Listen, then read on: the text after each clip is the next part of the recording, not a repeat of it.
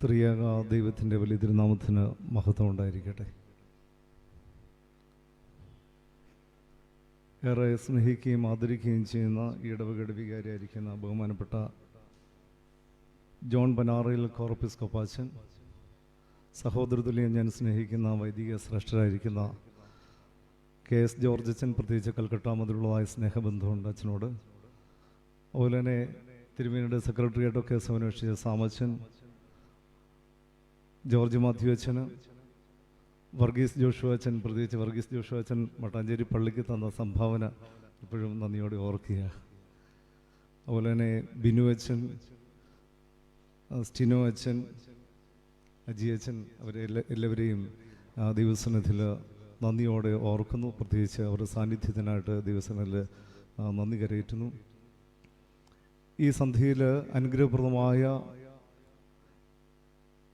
ഈ സമയം നമുക്ക് വേണ്ടി ദൈവം തമ്പുരാൻ വേർതിരിച്ച് തന്നിരിക്കുന്നു. മലങ്കര സഭ ഏറെ ആദരിക്കുന്ന പുണ്യവാനാണ്, പരിശുദ്ധനാണ് പരുമല കൊച്ചു തിരുമേനി. എന്നാൽ മലങ്കര സഭയിൽ ആ പരിശുദ്ധിനെ ഒതുക്കി നിർത്തുവാൻ ഗുണം സാധ്യമല്ല എന്നുള്ളത് നാം ദിനംതോറും അനുഭവിച്ചറിയുന്ന ഒരു പരമാർത്ഥമാണ്. ആ പരിശുദ്ധ പിതാവിൻ്റെ ബാല്യകാലം ഇപ്പോഴും ഞാൻ ശുശ്രൂഷ അനുഷ്ഠിക്കുന്നതായ മട്ടാഞ്ചേരിക്കടുത്ത മുളന്തുരുത്തി ദേശമാണെന്ന് നിങ്ങൾക്കറിയാം. മട്ടാഞ്ചേരി പള്ളിയിൽ വെള്ളിയാഴ്ച തോറും വന്ന് ഒരമ്മ, വൃദ്ധിയായ അമ്മ വന്ന് പ്രാർത്ഥിക്കും. ആ അമ്മ കണ്ണുനീരോടെ തിരുമേനിയുടെ തിരുശേഷിപ്പ് കബറിടത്തിൻ്റെ സന്നിധിയിൽ പ്രാർത്ഥിക്കുമ്പോൾ ഞാൻ അമ്മയെ ഇങ്ങനെ ശ്രദ്ധിക്കുകയായിരുന്നു.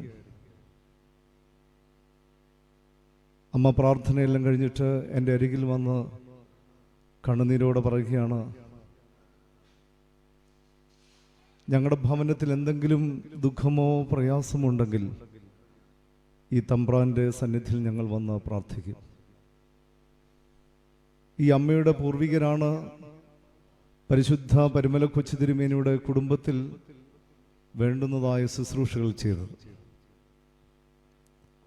ആ അമ്മ വലിയൊരു തമ്പ്രാനായിട്ടാണ് പരിശുദ്ധ പരുമല തിരുമേനിയെ വിളിച്ചിരിക്കുന്നത്. പരിശുദ്ധ പരുമല തിരുമേനിയുടെ വീട്ടിൽ ജോലി ചെയ്ത, ശുശ്രൂഷ ചെയ്ത ഒരു കുടുംബം, അതിൻ്റെ പിൻതലമുറക്കാരി അമ്മ പറയുകയാണ്, ഈ തമ്പ്രാൻ്റെ സന്നിധിയിൽ പ്രാർത്ഥിച്ചാൽ ആ പ്രാർത്ഥനയ്ക്ക് നിശ്ചയമായും മറുപടി ഉണ്ടെന്ന്. അതുകൊണ്ട് തന്നെ മലങ്കര സഭാ മക്കൾക്ക് പരിശുദ്ധ പരുമല തിരുമേനിയുടെ ദിവ്യമായ ചൈതന്യം ഒതുക്കി നിൽക്കുവാൻ കഴിയില്ല. നാനാജാതി മതസ്ഥർ ആ പുണ്യവാന്റെ മധ്യസ്ഥയിൽ അഭയം തേടുകയാണ്.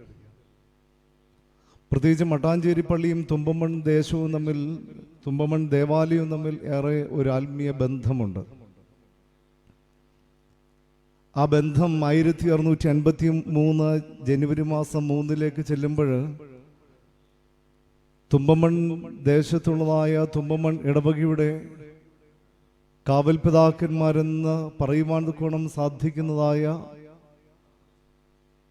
തുമ്പമൺ ഇടവകയുടെ ധീര പിതാക്കള് ഏറെ ത്യാഗം സഹിച്ച മട്ടാഞ്ചേരിയിലെത്തി. 1653 ജനുവരി മാസം 2 അവർ മട്ടാഞ്ചേരിക്ക് അടുത്തുള്ളതായ രാജകൊട്ടാരത്തിൻ്റെ മുമ്പിൽ അവർ നിൽക്കുകയാണ്. അപ്പോഴാണ് അറിയുന്നത് പരിശുദ്ധനായ ശക്രുള്ള അഹത്തുള്ള ബാവായെ കടലിൽ മുക്കി കൊല്ലുന്നു എന്നുള്ളതായ ആ വിളിയും കാഴ്ചയും. അതുകൊണ്ട് മനം തകർന്നിട്ട് മട്ടാഞ്ചേരിയുടെ മണ്ണിൽ മാറത്തടിച്ച് നിലവിളിച്ചതായ തുമ്പമൺ ദേശത്തെ പൂർവിക പിതാക്കന്മാർ അവിടെ നിന്ന് പോരുമ്പോഴൊരുപടി മണ്ണും കൊണ്ടുപോരുകയാണ്. ദേവാലയത്തിലും ആഘോഷിക്കപ്പെടുകയാണ്. മകരമാസത്തിൽ അഹത്തുള്ള ബാവായുടെ പെരുന്നാൾ കൊണ്ടാടുന്നു. പ്രത്യേകിച്ച് മട്ടാഞ്ചേരി ദേവാലയവും തുമ്പമൺ ദേവാലയവും തമ്മിൽ ഏറെ ഒരു ആത്മീയ ബന്ധമാണ്. അത് ഓർമ്മിപ്പിക്കുന്നത് പരിശുദ്ധ പരുമല തിരുമേനിയുടെ ആ ഒരു ദിവ്യമായ ശിക്ഷണം ഏറെ ലഭിച്ചിട്ടുള്ളതായ, സ്നേഹം ഏറെ ലഭിച്ചിട്ടുള്ളതായ ഒരു ഇടവക കൂടിയാണ് തുമ്പമൺ ദേവാലയം. അതുകൊണ്ട് തന്നെ തുമ്പമൺ ദേവാലയത്തിൻ്റെ മക്കൾ ഏറെ ഉചിതമായിട്ട് വേണം പരിശുദ്ധനായ പരിമല തിരുമേനിയുടെ പെരുന്നാൾ ആഘോഷിക്കുവാൻ. തിരുമേനി തുമ്പമൺ ദേശത്തിനു വേണ്ടി സഹിച്ചതായ ത്യാഗങ്ങളെ മനസ്സിൽ ഓർത്താൽ മാത്രം മതി ആ പരിശുദ്ധന്റെ പെരുന്നാളിന് ഒരു കുറവുമില്ലാതെ ആ പെരുന്നാൾ കൊണ്ടാടുവാൻ ഗുണം കഴിയും. പരിശുദ്ധ പരിമല തിരുമേനിയെക്കുറിച്ച് ഏറെ ഞാൻ പറയുന്നതിനേക്കാൾ നിങ്ങളുടെ പൂർവികരിൽ നിന്ന് നിങ്ങൾ കേട്ട് പരിചയപ്പെട്ടുള്ളതായ കാര്യങ്ങൾ ഏറെയുണ്ട്. പല അത്ഭുതകരമായ ചരിത്രങ്ങളും നിങ്ങളുടെ പൂർവികർ നിങ്ങൾക്ക് തന്നെ പറഞ്ഞു തന്നിട്ടുള്ളത് കൊണ്ട് പരിമല തിരുമേനിയെക്കുറിച്ച് എന്തെങ്കിലും ഞാൻ വായിച്ചറിഞ്ഞതും കേട്ടറിഞ്ഞതുമായ കാര്യങ്ങൾ നിങ്ങളോട് പറയുന്നത് അത്ര ഭൂഷണമായ കാര്യമല്ല.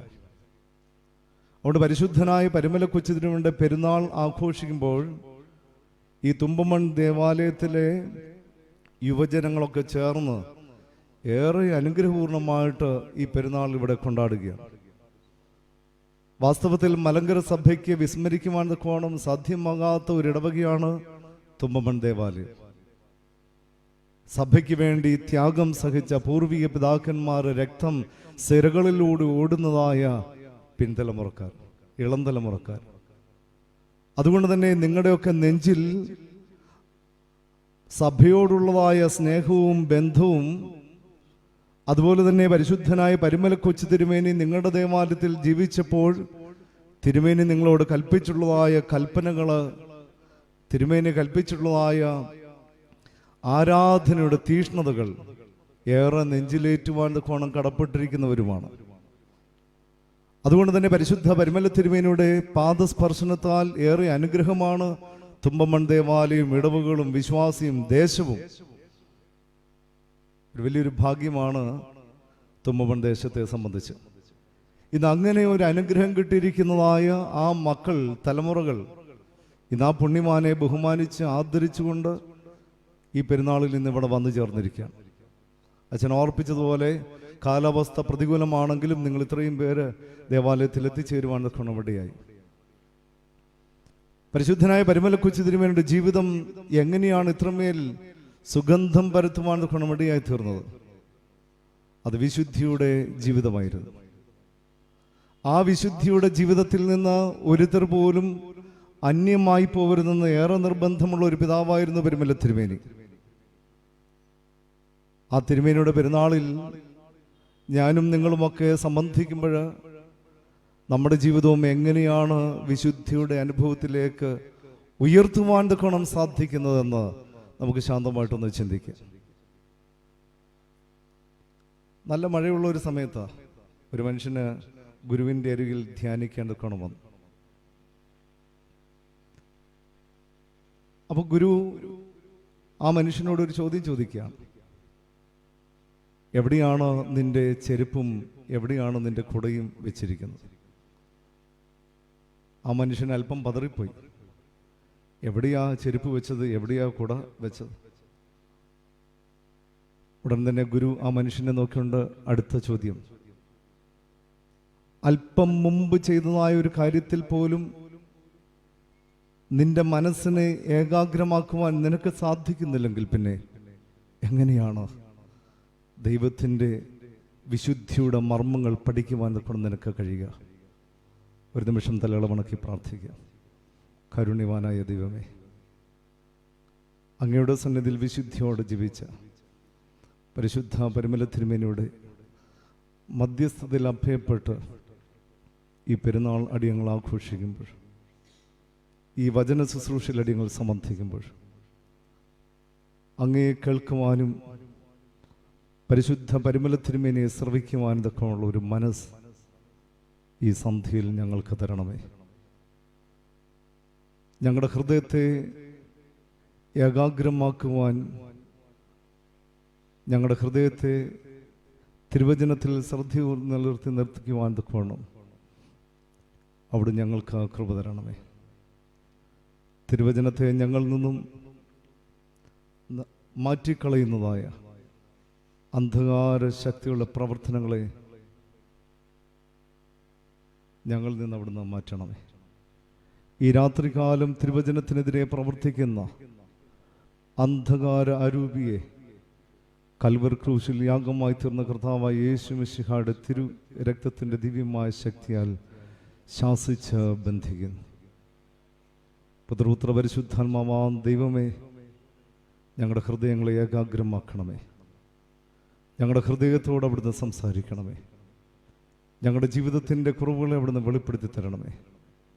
പരിശുദ്ധ പരിമല തിരുമേനിയെ പോലെ, പിതാക്കന്മാരെ പോലെ വിശുദ്ധിയിൽ ജീവിക്കുവാൻ, ഞങ്ങളുടെ കുഞ്ഞുങ്ങളെയും വിശുദ്ധിയിൽ വളർത്തുവാൻ, ഞങ്ങളുടെ ഇടവകയും വിശുദ്ധിയിലേക്ക് നയിക്കുവാൻ, ദേശത്തിന് വെളിച്ചമായി തീരുവാൻ ഞങ്ങളെ അവിടുന്ന് സഹായിക്കണമേ. ഞങ്ങൾ നിനക്ക് നിന്റെ പിതാവിനും നിന്റെ പരിശുദ്ധ റൂഹായിക്കും സ്തുതിയും സ്തോത്രവും സമർപ്പിക്കുവാനായിട്ട് തന്നെ ആമേൻ. പരിശുദ്ധ പരിമല തിരുമേനിയുടെ മധ്യസ്ഥയിൽ അഭയപ്പെട്ട് ഈ സന്ധ്യയിൽ അല്പസമയം ദൈവവചനത്തിൽ ശാന്തമായി ധ്യാനിക്കുവാൻ തൊക്കണം ആഗ്രഹിക്കുന്നത് പുറപ്പാട് പുസ്തകം 3-ാം അധ്യായം 1 മുതലുള്ളതായ വാക്യങ്ങളാണ്. വേദപുസ്തകം ആരുടെയെങ്കിലും കയ്യിലുണ്ടെങ്കിൽ വായിക്കാം. പുറപ്പാട് പുസ്തകം 3-ാം അധ്യായം 1 മുതലുള്ള വാക്യങ്ങൾ. മോശ മിദ്യാനിലെ പുരോഹിതനും തൻ്റെ അമ്മായിയപ്പനുമായ യിത്രോവിൻ്റെ ആടുകളെ മേയിച്ചു കൊണ്ടിരുന്നു. അവൻ ആടുകളെ മരുഭൂമിക്ക് അപ്പുറത്ത് ദൈവത്തിൻ്റെ പർവ്വതമായ ഹോറേബ് വരെ കൊണ്ടുചെന്നു. അവിടെ യഹോവയുടെ ദൂതൻ ഒരു മുൾപടർപ്പിൻ്റെ നടുവിൽ നിന്ന് അഗ്നിജ്വാലയിൽ അവന് പ്രത്യക്ഷനായി. അവൻ നോക്കിയാറെ മുൾപടർപ്പ തീ പിടിച്ച് കത്തുന്നതും മുൾപടർപ്പ വെന്തു പൊങ്ങാതിരിക്കുന്നതും കണ്ടു. മുൾപടർപ്പ വെന്തു പൊങ്ങാതിരിക്കുന്ന ഈ വലിയ കാഴ്ച എന്തെന്ന് ഞാൻ ചെന്ന് നോക്കട്ടെ എന്ന് മോശ പറഞ്ഞു. നോക്കേണ്ടതിന് അവൻ വരുന്നത് യഹോവ കണ്ടപ്പോൾ ദൈവം മുൾപടർപ്പിൻ്റെ നടുവിൽ നിന്ന് അവനെ മോശേ മോശേ എന്ന് വിളിച്ചു. ഈ രാത്രികാലം ദൈവസന്നിധിയിൽ ശാന്തമായി നമ്മൾ ധ്യാനിക്കുന്നു. പുറപ്പാട് പുസ്തകം 3-ാം അധ്യായം 1 മുതൽ 5 വരെയുള്ളതായ വാക്യങ്ങൾ. മോശ എന്ന് പറയുന്ന മനുഷ്യനെ കുറിച്ച് നമുക്കറിയാം. യെരൂശലേമിൽ ചെല്ലുമ്പോൾ എന്നെ ഏറെ സങ്കടപ്പെടുത്തിയതായ ഒരു കാഴ്ചയാണ് നെബോ പർവ്വതത്തിന് മുകളിൽ നിന്നിട്ട് താഴേക്ക് നോക്കിയാണ് കനാൻ നാട് കാണുക. ഇവിടെ നിൽക്കുമ്പോൾ വാസ്തവത്തിൽ ഈ മോശ എന്ന് പറയുന്ന മനുഷ്യനെ കുറിച്ച് ഏറെ ദുഃഖമാണ് മനസ്സിലുണ്ടാകുന്നത്. കാരണം ജീവിതത്തിൻ്റെ അനേകം പ്രതിസന്ധികളിൽ കൂടെ കടന്നു വന്നവനാണ് മോശ.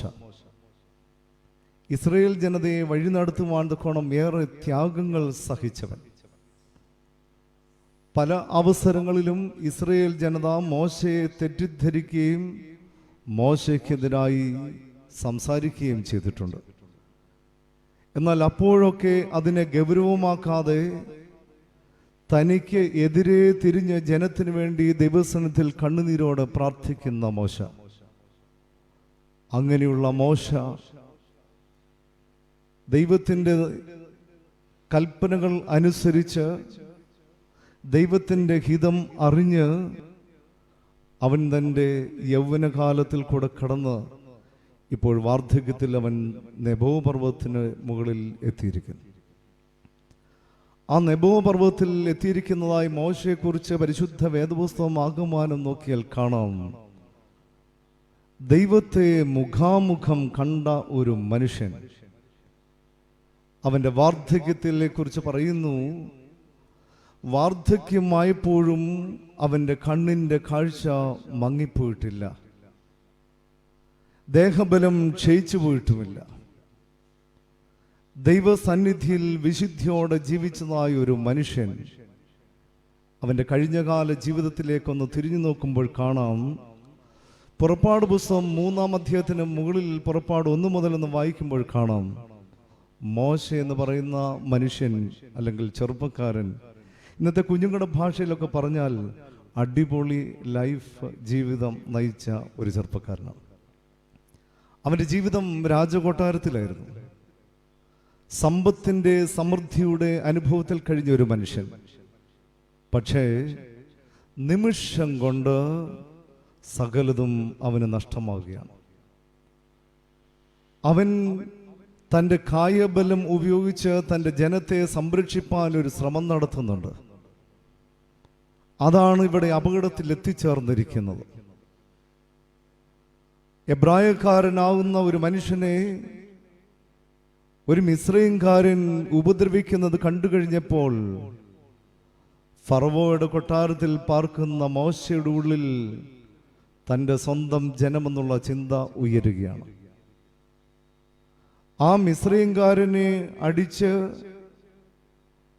മണ്ണിനടിയിലേക്ക് താഴ്ത്തുവാൻ മോശ ശ്രമിക്കുന്നുണ്ട്. തൻ്റെ ജനത്തിനെ വിടുവിക്കുവാൻ തക്കോണം മോശ ചെയ്തതായ ഒരു മണ്ടത്തരമെന്ന് വേണമെങ്കിൽ പറയാം. തൻ്റെ കായബലം അവന് ഉപയോഗിക്കാം. ഈ മോശയെ ദൈവം വിളിച്ച വേർതിരിക്കുകയാണ്. മോശയോട് ദൈവം പറയുകയാണ്, മോശേ,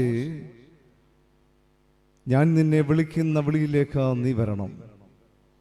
മോശ പലതരത്തിലുള്ളതായ ഒഴിവുകളിൽ പറയുന്നുണ്ട്, ഞാൻ വിഖ്യനാണ്, സംസാരിപ്പാൻ എനിക്ക് അറിഞ്ഞുകൂടാ, വാക്ചാതുര്യം എനിക്കില്ല. പക്ഷെ ദൈവം മോശയോട് പറഞ്ഞു, മോശേ, ഞാൻ നിന്റെ നാവോടും വായോടും കൂടെ ഇരിക്കും. ഈ മോശയെ വിളിച്ചത് എന്തിനു വേണ്ടിയാണ്? പുറപ്പാട് പുസ്തകം 1 മുതൽ അങ്ങോട്ട് വായിക്കുമ്പോൾ കാണാം, ദൈവം സൃഷ്ടിച്ചതായ മനുഷ്യനെ കുറിച്ച് ഉൽപ്പത്തിയുടെ ആദ്യ നാളിൽ പറയുന്നു, അദമാ എന്നുള്ള ഹീബ്രു വാക്കിൽ നിന്നാണ് ആദം എന്ന് പേര് വന്നത്. അദമ എന്നുള്ള ഹീബ്രു വാക്കിന്റെ അർത്ഥം ചുവന്ന മണ്ണെന്നുള്ളതാണ്. ചുവന്ന മണ്ണിൽ നിന്ന് എടുക്കപ്പെട്ട മനുഷ്യന് ദൈവം പേര് നൽകി, അദമായിൽ നിന്ന് എടുത്തവൻ നീ ആദം ആകുന്നു. ആദം പാപം ചെയ്തപ്പോൾ വീണുപോയി. അതിനുശേഷം വന്നതായ തലമുറകൾ പാപത്തിൻ്റെ പിടിയിൽ അമർന്നുപോയി. അങ്ങനെ പാപത്തിൻ്റെ പിടിയിൽ അമർന്നുപോയ മനുഷ്യനെ വീണ്ടെടുക്കുവാൻ തക്കവണ്ണം അബ്രഹാം, ഇസഹാക്ക്, യാക്കോബ് തുടങ്ങിയ പിതാക്കന്മാരെ എഴുന്നേൽപ്പിക്കുന്നുണ്ട്. അങ്ങനെ ഗോത്രപിതാക്കന്മാരുടെ കാലം കഴിഞ്ഞിട്ട് ഇസ്രയേൽ ജനത ജോസഫിൻ്റെ ഒക്കെ കാലത്ത് മിസ്രൈമിൽ വന്നിരിക്കുന്നു. മിസ്രൈമിൽ വന്നിരിക്കുന്നതായ ഇസ്രയേൽ ജനത കണ്ണുനീരിൻ്റെ, കഷ്ടതയുടെ, പട്ടിണിയുടെ, നൊമ്പരത്തിൻ്റെ, വേദനയുടെ, ദുഃഖത്തിൻ്റെ, നിലവിളിയുടെ മധ്യത്തിൽ വന്നിരിക്കുന്നു. എന്നിട്ട് വായിക്കുന്നു, ഖാറാ, ദൈവത്തോട് നിലവിളിച്ചു. ഇസ്രയേൽ ജനത ദുഃഖത്തോട് ദൈവത്തോട് നിലവിളിച്ചപ്പോൾ ദൈവത്തിന് സഹിക്കമേലാതായി. അപ്പോൾ ദൈവം തൻ്റെ മക്കളാകുന്ന ഇസ്രയേൽ കുടുംബത്തെ രക്ഷിപ്പാൻ തക്കോണം ഒരുവനെ വിളിച്ച് വാർത്തിരിക്കുകയാണ്. അങ്ങനെ ദൈവം വിളിച്ച് വേർതിരിക്കുവാൻ തക്കോണമാണ് ഇപ്പോൾ മോശയെ ദൈവം വിളിക്കുന്നത്. ഹോറേബ് പർവ്വതത്തിനരികിൽ വെച്ച് ദൈവം മോശയെ വിളിച്ച് വേർതിരിക്കുകയാണ്. പ്രിയ മാതാക്കളെ, സഹോദരങ്ങളെ, നമ്മുടെയൊക്കെ ജീവിതങ്ങളിൽ കഷ്ടതകളും ദുഃഖങ്ങളും ഭാരങ്ങളും ഒക്കെ ഉണ്ടാവാം.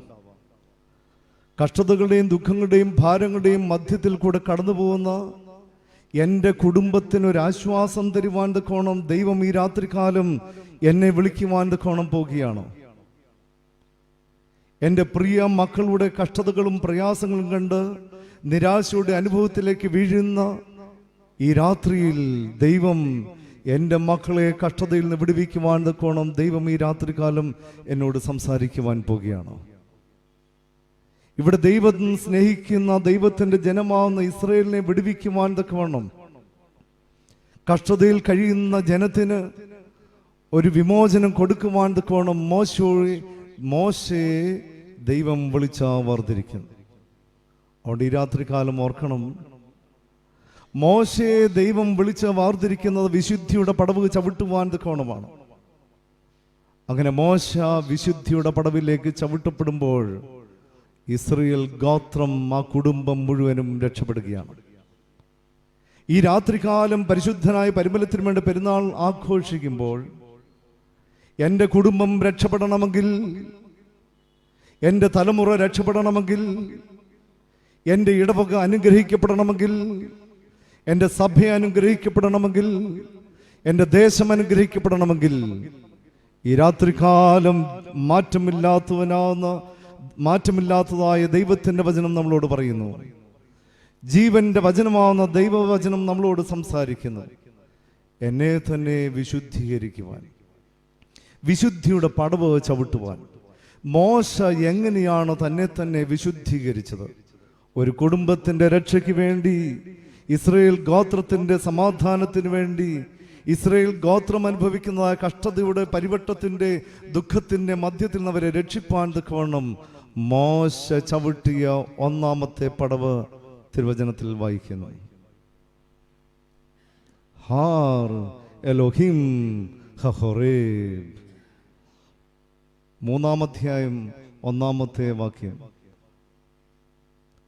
അവൻ ആടുകളെ മരുഭൂമിക്ക് അപ്പുറത്ത് ദൈവത്തിന്റെ പർവ്വതമായ ഹൊറേബിലേക്ക് കൊണ്ടുചെന്നു. വിശുദ്ധിയുടെ പടവിലേക്ക് പ്രവേശിക്കേണ്ടുന്നതായി 1-ാമത്തെ പടി ഇതാണ്. ഹാർ ഹൊറേബ് എലോഹിം, ദൈവത്തിന്റെ പർവ്വതമായ ഹോറേബിലേക്ക് നിന്റെ കാൽ ഉയർത്തി വെക്കി ചവിട്ടുക. ദൈവത്തിന്റെ പർവ്വതമായ ഹോറേബിലേക്ക് നിന്റെ കാൽ എടുത്തു വെക്കുക. ഇതാണ് 1-ാമത്തെ പടി. മോശയുടെ ജീവിതത്തെക്കുറിച്ച് നമ്മൾ ആദ്യം ഒന്ന് പരാമർശിച്ചു. രാജകൊട്ടാരത്തിൽ താമസിച്ച മനുഷ്യന് ഒരു നിമിഷം കൊണ്ട് സകലതും നഷ്ടപ്പെട്ടു. അങ്ങനെ നഷ്ടപ്പെട്ടതായ മനുഷ്യൻ ഓടി തളർന്ന് ഇപ്പോൾ വന്നിരിക്കുന്നത് മിദ്യാനിലാണ്. മിദ്യാനിലെ പുരോഹിതനായ യിത്രോവിന്റെ അടുക്കൽ വന്നിരിക്കുന്നു. യിത്രോവ് എന്ന് പറയുന്ന പുരോഹിതൻ പറഞ്ഞു, മോനെ, ഏതായാലും നീ ഇവിടെ വെറുതെ ഇരിക്കുകയാണല്ലോ, അതുകൊണ്ട് നീ ഒരു കാര്യം ചെയ്യുക, എൻ്റെ ആടുകളെ നീ ഒന്ന് മേയ്ക്കുക.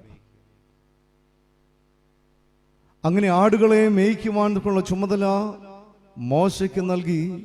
മോശ ഈ ആടുകളെയും മേയിച്ചുകൊണ്ടങ്ങനെ ഹോറേബിന്റെ അരികിലെത്തി. ഹോറേബിന്റെ അരികിൽ വന്ന ആടുകളെ അവിടെ വിട്ടിട്ട് മോശ ഹോറേബിലേക്ക് കയറി. അവിടെ ഇരിക്കുമ്പോൾ മോശയുടെ ഉള്ളിലൊരു ദുഃഖം. ആ ദുഃഖം ഇതാണ്: ഞാൻ എത്രയോ ആടുകളെ ഞാനിങ്ങനെ മേയിച്ചു കൊണ്ടിരിക്കുന്നു, പക്ഷേ ഈ ആടിനകത്ത് ഒരു കുഞ്ഞാട് പോലും എനിക്ക് സ്വന്തമല്ലല്ലോ.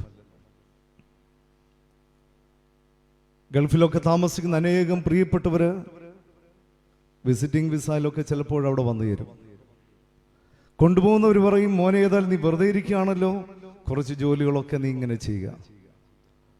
അങ്ങനെ ചെയ്യുന്ന കൂട്ടത്തിൽ ഈ പയ്യൻ കണ്ണുനീരോടെ പറയുകയാണ്, ദൈവമേ, എനിക്ക് സ്വന്തമായിട്ട് ഒന്നുമില്ലല്ലോ. വാടക വീട്ടിൽ താമസിക്കുന്ന മനുഷ്യർക്കറിയാം, അവരെപ്പോഴും ചിന്തിക്കുന്ന, പ്രാർത്ഥിക്കുന്ന ഒരു കാര്യമാണ്, തമ്പുരാനെ, സ്വന്തമായി കയറി കിടക്കുവാൻ എനിക്കൊരു ഭവനമില്ലല്ലോ. ഇവിടെ മരുഭൂമിയിലാണ് മോശ നിൽക്കുന്നത്. മരുഭൂമി ഹീബ്രു വാക്ക് ഹാർ. മരുഭൂമി എന്നുള്ള ഹീബ്രു വാക്കിന്റെ അർത്ഥം ലോൺലിനെസ് എന്നാണ്, ഏകാന്തത എന്നാണ്. മരുഭൂമിയായി തീർന്നിരിക്കുന്നു എൻ്റെ ജീവിതം എന്ന് പറയുമ്പോൾ എൻ്റെ ജീവിതത്തിൽ ഏകാന്തത പിടിച്ചിരിക്കുന്നു. മരുഭൂമിയിലായിരിക്കുന്നു പറഞ്ഞു കഴിഞ്ഞാൽ എനിക്ക് ആരുമില്ലാതെയായിരിക്കുന്നു. 10 മക്കളെ പ്രസവിച്ച് അമ്മ പറയുകയാണ്, അച്ഛാ, എൻ്റെ ജീവിതം മരുഭൂമി കണക്കെയാണ്. 10 മക്കളുണ്ട്, മരുഭൂമി കണക്കെയാണെന്ന് ഈ അമ്മ പറയുമ്പോൾ അതിൻ്റെ അർത്ഥം എന്താണ്? ഞാൻ ഏകയാണ്, എനിക്കാരുമില്ല. ഫീലിംഗ് ലോൺലിനെസ്, ഏകാന്തത അനുഭവപ്പെടുകയാണ്. മോശയുടെ ഹൃദയത്തിന്റെ ഭാരം അതാണ്. ആരുമില്ലിപ്പോൾ, ഒന്നുമില്ല. യിത്രോവിന്റെ ആടുകൾ മാത്രമാണ് എനിക്കിപ്പോൾ കൂട്ടിനുള്ളത്. അങ്ങനെ ലോൺലിനെസ്സായി, പ്രയാസത്തോടെ, ഭാരത്തോടെ, നൊമ്പരത്തോടെ മോശ അങ്ങനെ ഇരിക്കുമ്പോൾ മോശ കയറുന്നത് ഹോറേബ് പർവ്വതത്തിലേക്കാണ്. മോശ കയറിയ ഹോറേബ് പർവ്വതമാണ്, പ്രിയ മക്കളെ, ഇന്ന് നമ്മുടെ ജീവിതത്തിൽ നഷ്ടമായി പോയിരിക്കുന്നത്. മണലാരണത്തിൽ ചെന്നപ്പോൾ ഒരു ചെറുപ്പക്കാരൻ എന്നോട് പറഞ്ഞു, അച്ഛാ ഞങ്ങൾ പാർക്കുന്നിടത്ത് ഒന്ന് വരുമോ? അങ്ങനെ അവർ പാർക്കുന്നിടത്തിയെന്നു. ഒരു ചെറിയൊരു മുറി, ആ മുറിയിൽ 1 2 3 4 1 2 3 4 1 2 3 4 4 3 12 12 പേരാണ് ഒരു മുറിക്കുള്ളിൽ കഴിയുന്നത്. 12 ബർത്തുകളാണ് അവിടെ ഉള്ളത്. ഓരോ ബർത്തിൽ ഓരോരുത്തർ കിടക്കുന്നു. എന്നെ വിളിച്ചുകൊണ്ട് ചെല്ലുന്ന അവസരത്തിൽ നമ്മുടെ ചെറുപ്പക്കാരനും അവിടെ ചെല്ലുന്ന അവസരത്തിൽ അവിടെ ഒരു ഹൈന്ദവനായി ഉണ്ണി എന്ന് പറയുന്ന ഒരു ചെറുപ്പക്കാരനുമാണ് അവിടെ ഉള്ളത്. നമ്മുടെ പയ്യൻ എന്നോട് പറഞ്ഞു, അച്ഛാ ഞാൻ അച്ഛന് കുടിക്കാൻ അല്പം വെള്ളം എടുക്കട്ടെ. അവൻ ആ റൂം തുറന്നിട്ട് താഴത്തെ നടുവിലത്തെ ബർത്താണ് അവനുള്ളത്. അപ്പോൾ ഇരിക്കുവാണ് മറ്റു സൗകര്യമൊന്നും ഇല്ലാത്തതുകൊണ്ട് ആ ബർത്തിൽ നിന്ന് അവൻ്റെ ഷീറ്റ് എടുത്തിട്ട് താഴേക്ക് ഇട്ടു. ഈ ബർത്തിൽ നിന്ന് ആ ഷീറ്റ് അവൻ വലിച്ചെടുക്കുമ്പോൾ എന്തൊക്കെയോ താഴെ വീണു. ഇവൻ പറഞ്ഞു, ഞാൻ വെള്ളമെടുക്കാൻ പോട്ടെ, ഉണ്ണി നീ അച്ഛനെ ഒന്ന് നോക്കണം, അച്ഛനോടൊന്ന് സംസാരിച്ചിരിക്കണം. എൻ്റെ കുപ്പായത്തിൻ്റെ എൻ്റെ കാൽ ചുവട്ടിൽ ആ ബെഡ്ഷീറ്റിൽ നിന്ന് വീണ കാര്യം വന്ന് വീണു. നോക്കിയപ്പോൾ ഒരു ലൈറ്ററാണ്. ഒരു ചെറുപ്പക്കാരൻ്റെ കിടക്കയിൽ ലൈറ്റർ എന്ന് പറഞ്ഞാൽ എന്തിനുള്ളതാണ്? എന്തിനുള്ള? സിഗരറ്റ് വലിക്കാൻ. താഴെ വീണതായ മറ്റു കാര്യങ്ങൾ കൂടെ ഈ ഉണ്ണി എന്ന് പറഞ്ഞ ഹൈന്ദവനായ സഹോദരൻ അവനും എടുത്തു. നോക്കുമ്പോൾ കാണുന്നത് പരുമലയിൽ ചെന്നാലും വാങ്ങിക്കാൻ കിട്ടും നീളത്തിലുള്ള ഒരു ചിത്രം. അതിനകത്തിൽ പരിശുദ്ധ പരുമല തിരുമേനിയുണ്ട്, ഗീവർഗീസ് സഹദായുണ്ട്, പരിശുദ്ധ ദൈവമാതാവാണ് കന്യാമറിയാമുണ്ട്, കർത്താവായ യേശു മിശിഹായുണ്ട്.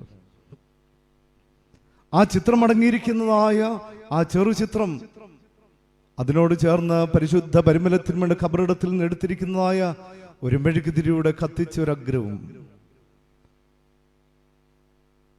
അതെടുത്ത് പിടിച്ചുകൊണ്ട് നിന്നിട്ട് ഈ ഉണ്ണി എന്ന് പറയുന്ന ചെറുപ്പക്കാരൻ, ഹൈന്ദവനായ ചെറുപ്പക്കാരൻ എന്നോട് പറയുക, അച്ഛാ ഇവൻ ഒത്തിരി സങ്കടമുള്ളവനാണ്. അവൻ ചെയ്യുന്നതായ പണി കണ്ടാൽ നമ്മൾ പോലും ഭയപ്പെട്ടു പോകും. ഞങ്ങൾ പറഞ്ഞു, എടാ നമുക്ക് വേറെ എന്തെങ്കിലും പണി നോക്കാം. വേറെ എന്തെങ്കിലും പണി നോക്കാന്ന് പറഞ്ഞാൽ എവിടെയാണ് പണി കിട്ടുക? മറ്റൊരു പണി കിട്ടുക? ഇപ്പോഴവനെ തളർത്തുന്ന മറ്റൊരു സംഭവം കൂടിയുണ്ട്. അവൻ്റെ അമ്മ കഴിഞ്ഞ ദിവസം വിളിച്ചിട്ട് പറയുകയാണ്, മോനെ അയൽപക്കത്തെ വീട്ടിലെ സ്വന്തം വീട് പോലെ കഴിയുന്ന ആ പിള്ളേച്ചൻ്റെ മൂത്ത മകളുണ്ട്, അവൾക്ക് ഒരു കല്യാണാലോചന വന്നിരിക്കുന്നു. തളർന്നു കിടക്കുന്ന പിതാവ് മകളുടെ വിവാഹത്തിന് വേണ്ടി ആഗ്രഹിക്കുമ്പോഴാണ് ഒരു വിവാഹം വന്നിരിക്കുന്നത്. അമ്മയ്ക്കറിയാം നിന്റെ കയ്യിൽ ഒന്നുമില്ലെന്ന്. എങ്കിലും അമ്മ പറഞ്ഞതാ, എന്തെങ്കിലും കാണുമോ? ഇവൻ അമ്മയോട് കഴിഞ്ഞ ദിവസം പറയുകയാണ്, അമ്മേ വന്ന ആലോചന മുടക്കരുത്, ചേച്ചിക്കുള്ളതായ മിന്നുമാലയ്ക്കുള്ളത് ഞാൻ കരുതിക്കൊള്ളാം. ഇവൻ ജോലി ചെയ്യുന്ന സ്ഥലത്തേക്ക് കൊണ്ടുപോയി. അമ്പരചുംബിയായിരിക്കുന്ന ഒരു സൗധം, ആകാശത്തിനും കടലിനും ആകാശത്തിനും ഭൂമിക്കും മധ്യേ നീണ്ടുകിടക്കുന്ന ഒരു ക്രെയിൻ, അതിന്റെ അഗ്രത്തിൽ തൂങ്ങിക്കിടക്കുന്ന ഒരു കൊളുത്തിൽ തലകീഴായി ആകാശത്തിനും ഭൂമിക്കും മധ്യ കിടക്കുന്നു. ചുട്ടുപൊള്ളുന്ന വെയിലത്ത് തന്റെ ഭവനത്തിന് വേണ്ടി ബലിയായിത്തീരുന്ന ഒരു ചെറുപ്പക്കാരൻ. ഭവനത്തിന് വേണ്ടി മാത്രമല്ല, അയൽപക്കത്തെ സ്വന്തം പോലെ കരുതുന്നതായ ആ ഭവനത്തിലെ ചേച്ചിയുടെ കല്യാണത്തിന് വേണ്ടുന്നതായ മിന്നുമാലയ്ക്കും വേണ്ടി ഓവർ ടൈം ചെയ്യുകയാണവൻ.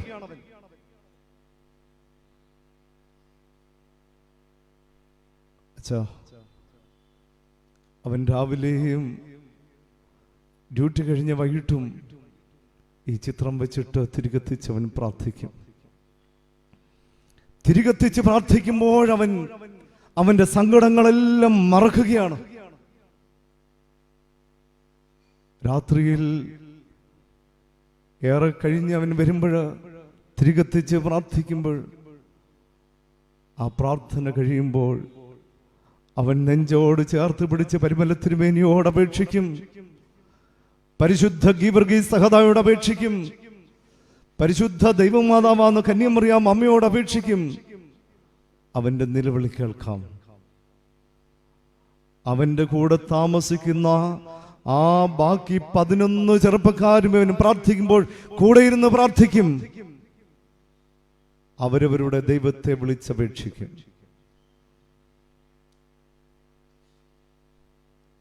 ഈ ചെറുപ്പക്കാരന്റെ ജീവിതത്തിൽ ദുഃഖങ്ങളുടെ മധ്യത്തിൽ അവൻ കയറുന്ന ഹോറേബാണ്. പരുമലയിൽ നിന്ന് വാങ്ങിയിരിക്കുന്ന ചിത്രവും ഈ മെഴുകുതിരിയും കത്തിക്കുന്നതായ ലൈറ്ററും. പ്രിയ സഹോദരങ്ങളെ, ഇന്ന് ഭവന കൂദാശക്കൊക്കെ വിളിച്ചു കഴിഞ്ഞാൽ ഞാൻ അങ്ങനെ പോകാറില്ല. ഇന്നത്തെ ഭവന കൂദാശകളൊക്കെ സംബന്ധിക്കുമ്പോൾ നമുക്ക് തന്നെ കാണാം. ഗുജറാത്തിൽ ഏറെ നാളുണ്ടായിരുന്നു. അതുകൊണ്ട് ഒരു കാര്യം എനിക്ക് വ്യക്തമാണ്. ഏതോ ഒരു ഭവനത്തിൽ ചെന്നാലും കാണാം, ആദ്യം ഒരു ചെറിയൊരു ശ്രീകോവിൽ കാണും. നമ്മുടെയൊക്കെ ഭവനങ്ങൾ ഇന്ന് മണിമാളികൾ പോലെ ഭവനങ്ങൾ ഉണ്ടാക്കുന്നുണ്ട്. അടുക്കള തന്നെ 2 ഉണ്ട്. ഓരോ മക്കൾക്കും പ്രത്യേകം മുറികളുണ്ട്. ഒരു മുറിയിൽ ചേച്ചി കയറിയാൽ മറ്റവൻ ചോദിക്കും, എന്തിനാണ് എൻ്റെ മുറിയിൽ കയറിയത്? അങ്ങനെ 2 പേരെ ഉള്ളിലും 2 പേർക്കും പ്രത്യേകം മുറികൾ. സൗകര്യങ്ങൾ ഏറെ വർദ്ധിച്ചിരിക്കുന്നു. ഏറെ വർദ്ധിച്ചിരിക്കുന്ന സൗകര്യങ്ങളുടെ മധ്യത്തിൽ ഭവനത്തിലെ തഴപ്പ നഷ്ടമായിരിക്കുന്നു. തഴപ്പായിലിരുന്നുള്ള പ്രാർത്ഥനയും കണ്ണുനീരോടുള്ള പ്രാർത്ഥനയും ഭവനങ്ങളിൽ നിന്ന് അന്യമായി പോവുകയാണ്. ഞങ്ങളുടെയൊക്കെ വല്യമ്മച്ചി കുഞ്ഞുനാൾ ഞങ്ങളെ കൂട്ടി പരിമലയിൽ പോയിട്ട് തിരിച്ചു വരുമ്പോൾ അവിടുന്ന് കുറേ സാധനം മേടിക്കും. മൗണ്ട് സിയോൺ എന്ന് പറഞ്ഞൊരു കടയുണ്ട് അവിടെ, സിയോനിലെ കട, സിയോൺ. അദ്ദേഹത്തിൻ്റെ കടയിൽ നാം മിക്കവാറും കയറി മേടിക്കുന്നത്. എന്നിട്ട് വീട്ടിൽ വരുമ്പോൾ ആണി തപ്പുകയാണ്, ചുറ്റുകയും ആണിയും. എന്താണ്? കതകിന് മുകളിലിരുന്ന പഴയത് ഊരിയിട്ട് പുതിയതടിക്കുകയാണ്. കതകിന് മുകളിൽ എഴുതി വയ്ക്കും, ക്രിസ്തു ഈ വീടിന്റെ നായകൻ. കണ്ടിട്ടുണ്ടോ തകരപ്പാളിയിൽ എഴുതിയിരിക്കുന്നതായ ഒരു ചിത്രം അതിനോട് ചേർന്ന് എഴുതിയിരിക്കുന്നത്? നമ്മുടെ ഭവനങ്ങളെല്ലാം അപ്രത്യക്ഷമായി പോയിരിക്കുന്നു. നമ്മുടെ ഭവനങ്ങളെല്ലാം അപ്രത്യക്ഷമായി പോയിരിക്കുകയാണ്. എന്നെ ഏറെ സ്പർശിച്ച ഒരു ചിത്രമാണ് ഫുഡ് ടേസ്റ്റ് ആൻഡ് ഹങ്കർ. ആ ചെറുചിത്രത്തിൽ ഈ മുന്നിലിരിക്കുന്ന കൊച്ചുകുഞ്ഞിൻ്റെ അത്രയുമുള്ള ഒരു കുഞ്ഞും അതിനേക്കാൾ ചെറുപ്പമുള്ള ഒരു കൊച്ചുകുഞ്ഞും, അവരുടെ അമ്മ വഴിയോരത്ത് ഇങ്ങനെ തളർന്നു കിടക്കുകയാണ്. അമ്മ തലേ ദിവസം ഒട്ടും മേലാതെ കിടക്കുന്ന കാഴ്ച മൂത്ത പെൺകുട്ടി കണ്ടു. പുലർച്ചെ അമ്മയ്ക്ക് എഴുന്നേക്കാൻ ഒട്ടും മേല. ഈ പെൺകുട്ടി അമ്മയോട് പറയുക, അമ്മ കിടന്നു, ഞാനിന്ന് പോയി ഭക്ഷണം ക്രമപ്പെടുത്താം. എന്നിട്ട് അവൾ ചെറിയൊരു പ്ലാസ്റ്റിക് സഞ്ചി എടുത്തു. അവൾ ദൂരേക്ക് നോക്കുമ്പോൾ കാണുന്നുണ്ട് ആ ഹോട്ടലിലെ മനുഷ്യൻ വേസ്റ്റ് കൊണ്ട് തള്ളുവാൻ കോണം പോകുന്നു. അവളും ഓടി. അവൾ ഓടി ചെല്ലുമ്പോഴത്തേക്കും ആ മനുഷ്യൻ അവളെ ആട്ടി ഓടിക്കുകയാണ്. ദൂരെ പോ. അവൾ ഓടി മറഞ്ഞ് ഒരു മരത്തിനും മറവിൽ അങ്ങനെ നിൽക്കുക. ആ മനുഷ്യൻ അങ്ങ് മറയുന്നത് വരെയും അവൾ ഇങ്ങനെ നോക്കി നിൽക്കുമ്പോൾ കാണുന്നു തൊട്ടടുത്ത് 2 നായ്ക്കളും ഈ ഭക്ഷണത്തിനരികിലേക്ക് ഓടി വരുന്നു. അവളും അമാന്തിച്ചില്ല, അവളും അതിനേക്കാൾ വേഗതയിൽ ഓടി. പെട്ടെന്ന് തന്നെ നായ്ക്കളുടെ വായിൽ നിന്നൊക്കെ പെടാതെ അവൾ ചോറും അതിനകത്തിൽ വാരിയിട്ടു. കിട്ടിയ 2-3 ഇറച്ചി കഷ്ണങ്ങൾ, എല്ലിൻ കഷ്ണങ്ങൾ അതും വാരിയിട്ടു. എന്നിട്ട് കൊണ്ടുവന്നിട്ട് ഈ അമ്മ തളർന്നു കിടക്കുന്ന അമ്മയുടെ, രോഗിയായി കിടക്കുന്ന അമ്മയുടെ മുന്നിൽ വന്നിട്ട് പാത്രത്തിലൊക്കെ അത് എടുക്കുക. അങ്ങനെ പാത്രത്തിലൊക്കെ അത് എടുത്ത് വിളമ്പിക്കൊണ്ടിരിക്കുന്ന അവസരത്തിൽ വിശന്ന് പൊരിഞ്ഞ വയറുമായിട്ടിരിക്കുന്ന അവളുടെ അനുജൻ കൊച്ച്, ആ പയ്യൻ ബാലൻ, അവനാ ഇറച്ചി കഷ്ണം കണ്ടപ്പോൾ കൊതി തോന്നി ആ ഒരു ഇറച്ചിയുടെ കഷ്ണമെടുത്ത് അവൻ്റെ ചുണ്ടോടടുപ്പിച്ചു. ഉടൻ അവൾ കൈക്ക് കയറി പിടിച്ചു. അവൻ്റെ കയ്യിൽ നിന്ന് ഇറച്ചി താഴെ വീണു. അവനും അമ്മയോട് ചേർന്ന് ഉടൻ കരങ്ങൾ കൂപ്പുകയാണ്. കരങ്ങൾ കൂപ്പി പ്രാർത്ഥിക്കുന്നു, യേശുവേ, നീ ഞങ്ങൾക്ക് ഇന്ന് അന്നം തന്നല്ലോ. യേശുവേ, നീ ഞങ്ങൾക്ക് അന്നം തന്നല്ലോ. ഉണ്ണുന്ന ചോറിന് പോലും നന്ദിയില്ലാത്തവനാണ് ഞാൻ. ഉണ്ണുന്ന ചോറിന് പോലും നന്ദിയില്ലാത്തവനാണ് നീ. സാധുവായിരിക്കുന്ന ഈ നാടോടികളെ കണ്ടുപഠിക്കേണ്ടിയിരിക്കുന്നു. ഹോറേബിന്റെ അനുഭവം, തഴപ്പായുടെ അനുഭവം നമ്മുടെ ഭവനങ്ങളിൽ നിന്ന് മാറിപ്പോയിരിക്കുന്നു. ഓരോ നിമിഷവും തരുന്ന അനുഗ്രഹത്തിന് നന്ദി പറയുവാൻ നമ്മുടെ നാവുകൾക്ക് ഇന്ന് ത്രാണിയില്ല. ദൈവത്തെ സ്തുതിക്കുവാൻ, ആത്മാർത്ഥമായി സേവിക്കുവാൻ, സ്നേഹിക്കുവാൻ കഴിയാതെ പോകുന്നു. പ്രിയ സഹോദരങ്ങളെ, മോശ പടവിലേക്കേറി. മോശ വിശുദ്ധിയുടെ അനുഭവത്തിലേക്കേറിയ ചവിട്ടിയതായ ഒന്നാമത്തെ പടവാണ് ഹാർ എലോഹിം ഹോറേബ്. ദൈവത്തിന്റെ പർവ്വതമായ ഹോറേബിലേക്ക് അവൻ കയറി. നമ്മുടെ ഭവനത്തിൽ നമ്മുടെ മക്കൾ അനുഗ്രഹിക്കപ്പെടണമെങ്കിൽ ഇന്ന് തന്നെ തഴപ്പ നഷ്ടപ്പെട്ടത് തിരികെ നമ്മുടെ ഭവനത്തിൽ കൊണ്ടുവരണം. പ്രാർത്ഥനയോടെ കരങ്ങളോടെ നിൽക്കുവാൻ ഇതൊക്കെ നമുക്ക് കഴിയണം. അങ്ങനെ ഒന്നാമത്തെ പടി നമ്മൾ ചവിട്ടിയാൽ വിശുദ്ധിയുടെ പടവിലേക്ക് നമ്മുടെ മക്കൾ പടവ് ചവിട്ടും. പരിശുദ്ധനായ പരിമല കൊച്ചു തിരുമേനി ബാല്യം മുതലേ പ്രാർത്ഥനയുടെ തീഷ്ണതയുള്ളവനായിരുന്നു. അതുകൊണ്ടാണ് നമ്മൾ തിരുമേനിയെ കുറിച്ച് പാടുമ്പോൾ ഇങ്ങനെ പാടുന്നു: ബാല്യത്തിൽ തന്നെ ദൈവത്തിനു വേണ്ടി സ്വയമാർപ്പിച്ചവനെ ആജീവനവും അനന്തരവും. ബാല്യത്തിൽ തന്നെ ദൈവത്തിന് വേണ്ടി സമർപ്പിച്ചവനെ. ഒരു ദിവസം പരിമല തിരുമേനി വീട്ടിൽ കാണുന്നില്ല. എന്തിയെ? തിരുമേനി മേളിൽ തട്ടിൽ ഇരുന്ന് പ്രാർത്ഥിക്കുന്ന സമയത്ത് പ്രാർത്ഥിക്കുകയാണ്. പരിശുദ്ധ പരിമല തിരുമേനി യാമ നമസ്കാരങ്ങൾക്ക് യാതൊരു മടക്കം വരുത്താത്തവൻ, നിഷ്ഠയോടെ പ്രാർത്ഥിക്കുന്ന, തഴപ്പായുടെ അനുഭവമുള്ള ഒരു പുണ്യമാനാണ്, പരിശുദ്ധനാണ്. ആ പരിശുദ്ധൻ പാർത്ത പുണ്യ ദേവാലയമാണ് തുമ്പമൺ ദേവാലയം. ആ ദേവാലയത്തിലെ പ്രിയ മക്കളുടെ ഭവനങ്ങളിൽ തഴപ്പ നഷ്ടപ്പെട്ടു പോയാൽ ആ പരിശുദ്ധൻ കണ്ണുനീരോടെ നോക്കും, എവിടെ നിന്റെ ഭവനത്തിലെ തഴപ്പ? നഷ്ടപ്പെട്ടു പോകുന്ന തഴപ്പ, ആ തഴപ്പ നിമിത്തമാണ് നിന്റെ മക്കൾ നഷ്ടപ്പെട്ടു പോകുന്നത്, നിന്റെ ദേശം അനുഗ്രഹിക്കപ്പെടാതെ പോകുന്നത്, നിന്റെ ഇടവക അനുഗ്രഹിക്കപ്പെടാതെ പോകുന്നത്, നീ പ്രവർത്തിക്കുന്ന ഓഫീസ് പോലും അനുഗ്രഹിക്കപ്പെടാതെ പോകുന്നതിന്റെ കാരണം ഈ നഷ്ടപ്പെട്ടു പോയിരിക്കുന്ന തഴപ്പയാണ്. വിശുദ്ധിയുടെ പടവിലേക്ക് ഇറങ്ങാൻ മോശ നമുക്ക് കാണിച്ചു തരികയാണ്. ഒന്നാമത്തെ പടവ് ഹാർ എലോഹിം ഹോറേബ്. രണ്ടാമത്തെ പടവ്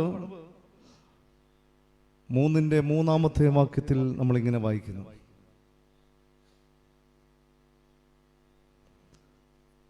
മുൾപ്പടർപ്പ് വെന്തു പൊങ്ങാതിരിക്കുന്നതും കണ്ടു. മുൾപ്പടർപ്പ് വെന്തു പൊങ്ങാതിരിക്കുന്ന ഈ വലിയ കാഴ്ച എന്തെന്ന് ഞാൻ ചെന്ന് നോക്കട്ടെ എന്ന് മോശ പറഞ്ഞു. ഇവിടെ മോശ പറയുകയാണ്, ആ വലിയ കാഴ്ച എന്തെന്ന് ഞാൻ ചെന്ന് നോക്കട്ടെ. വയോമർ മോശേ അസൂറ. And Moses said, മോശ പറയുകയാണ്, I will turn aside. ഞാനൊന്ന് തിരിഞ്ഞ് നോക്കട്ടെ, ഞാനൊന്ന് ചെന്ന് നോക്കട്ടെ. മരുഭൂമിയിലെ സ്ഥിരമൊരു കാഴ്ചയാണ് ഈ മുൾപ്പടർപ്പ് കത്തുന്നു എന്നുള്ളൊരു കാഴ്ച. അവിടെ ഹോറേബിൽ ചെല്ലുമ്പോൾ മോശ ഈ മുൾപ്പടർപ്പിൽ ദൈവസാന്നിധ്യം കണ്ട മുൾപ്പടർപ്പൊപ്പം എവിടെ നമുക്ക് കാണാൻ എന്തൊക്കെയാണ് സാധിക്കും. മോശ ഈ വലിയ കാഴ്ച കാണട്ടെ എന്ന് സ്വയം പറയുകയാണ്. അവിടെ മോശ എന്തെന്ന് കാണട്ടെ എന്ന് പറയുന്ന അവസരത്തിൽ മോശ കാണുന്ന കാഴ്ച എന്താണ്? മുൾപടർപ്പ് കത്തുന്നു, അത് ദഹിച്ചു പോകുന്നില്ല എന്നുള്ള കാഴ്ച. മുൾപടർപ്പ് കത്തുന്നു, ദഹിച്ചു പോകുന്നില്ല. ഈ വലിയൊരു കാഴ്ച ഞാൻ ചെന്ന് കാണട്ടെ, നോക്കട്ടെ എന്ന് മോശ പറയുക. ഇവിടെ ഉപയോഗിച്ചിരിക്കുന്ന ഹീബ്രു വാക്ക് വയോമർ മോശേ അസൂറ. അസൂറ എന്നുള്ള ഹീബ്രു വാക്കിന്റെ അർത്ഥം ടു ടേൺ aside എന്നുള്ളതാണ്. തിരിയട്ടെ, നോക്കട്ടെ. ഇതാരുടെയും നിർബന്ധപ്രകാരമൊന്നുമല്ല, മറിച്ച് സ്വയമായിട്ടുള്ള ഒരു തീരുമാനമാണ്. ഞാനൊന്ന് നോക്കട്ടെ എന്ന് പറയുന്നു. ഈ അസൂറ എന്നുള്ള ഹീബ്രു വാക്കിന് രണ്ടർത്ഥമാണ് ഉള്ളത്. ഒന്ന്, പാപത്തിൽ നിന്ന് ദൈവത്തിലേക്കുള്ള തിരിവ്. കുഞ്ഞുങ്ങളെ മദ്ബഹായിൽ ശുശ്രൂഷയ്ക്ക് കയറ്റുന്ന അവസരം ചൊല്ലുന്ന പ്രാർത്ഥനയിൽ ഒരു പ്രാർത്ഥനയുണ്ട്. ഇവൻ തിരിഞ്ഞ് നിന്റെ സന്നിധിയിലേക്ക് വരുന്നു. ലോക ഇമ്പങ്ങളെല്ലാം വിട്ട് തിരിഞ്ഞ് ദൈവത്തിൻ്റെ സന്നിധിയിലേക്ക് തിരിയുന്നു. അങ്ങനെ തിരിയപ്പെട്ടവരാണ് വാസ്തവത്തിൽ എല്ലാ ക്രൈസ്തവനും. കാരണം ദൈവം പരിശുദ്ധ മാമോദീസയിൽ കൂടെ നമ്മളെ ദൈവസന്നിധിയിലേക്ക് തിരിയുമോ എന്ന് കോണം വിളിച്ചവരാണ്. അവിടെ മാമോദീസ തൊട്ടിൽ നിന്ന് കുഞ്ഞിനെ സ്വീകരിക്കുന്ന വെള്ളവസ്ത്രത്തിലാണ് മേടിക്കുന്നത്. അത് തന്നെ ഓർപ്പിക്കുന്നത് ദൈവം നിന്നെ കോൺസിക്രേറ്റഡ് ആൻഡ് സെപ്പറേറ്റഡ്, വിശുദ്ധീകരിച്ച വേർതിരിച്ചിരിക്കുന്നു എന്നുള്ള. അപ്പൊ ഇവൻ തിരിഞ്ഞു വരട്ടെ എന്ന് പരിശുദ്ധ മദ്ബഹായിലേക്ക് പ്രവേശിക്കുന്ന കുഞ്ഞിനെ മദ്ബഹായിലേക്ക് എത്തുന്നതിന് മുമ്പുള്ള പ്രാർത്ഥനയിൽ പറയുകയാണ്, ലോക ഇമ്പങ്ങളിൽ നിന്ന് ഇവൻ നിന്റെ സന്നിധിയിലേക്ക് തിരിഞ്ഞു വരട്ടെ. രണ്ടാമത്തെ തിരിവിതാണ് ദൈവസന്നിധിയിൽ നിന്ന് പാപത്തിലേക്കുള്ള തിരിവ്. ദൈവത്തിന്റെ സന്നിധിയിൽ നിന്ന് പാപത്തിലേക്കുള്ള ഒരു തിരിവ്.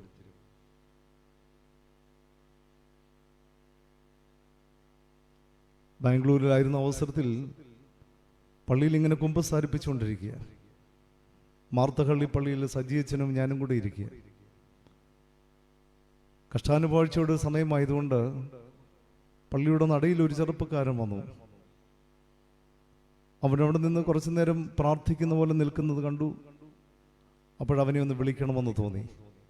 അവനെ ഒന്ന് വിളിച്ചു.